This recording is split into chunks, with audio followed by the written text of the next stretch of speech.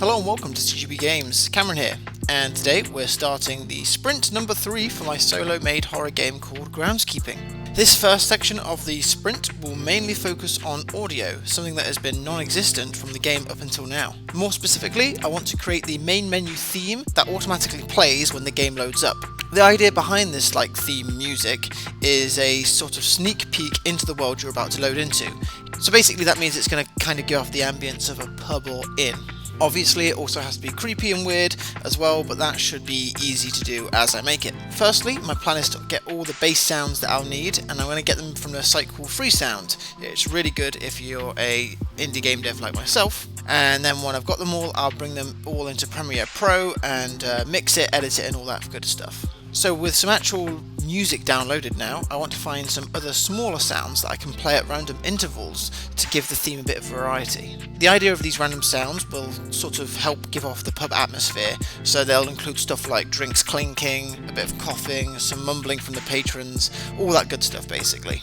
Also finally, there's going to be some backstory and lore to each map, and for the Red Pig Inn, I managed to find a spoken word song talking about a man that lives in the woods, which is actually kind of perfect for the setting.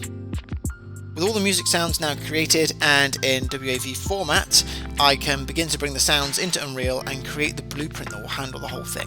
With a lot of different sound bites to play with, I decided to add some randomization to it all, so the player could theoretically stay on the main menu for a while without losing their mind because of the repetition. This took a rather long time because it was quite difficult to find the sweet spot of sounds repeating but not repeating too often. With the general music for the main menu now complete, I can move on to the button sounds for all the menus. There will be two unique sounds, one for hovering over the button and one for clicking said button. In the end, I decided to have a pebble dropping sound for the hover, which you can hear now, and I also chose a branch breaking sound for the clicked button. Both of these sounds are in keeping with the creepy atmosphere I want to go for, and I'm quite happy with them. I also added 4 or 5 different variations of each noise. These were only slight tweaks with the pitch and echo, as I wanted multiple clicks to have some variety to them. So with a lot of audio tasks done for this episode, I'm going to move on to something a bit different now.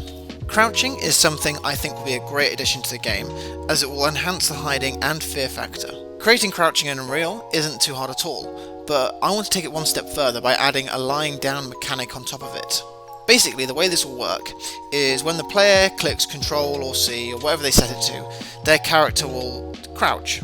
But if they then hold that button for a little longer, the character will then proceed to go lie down. Releasing the crouch button will take them back to crouching, and then pressing it again will take them back to standing.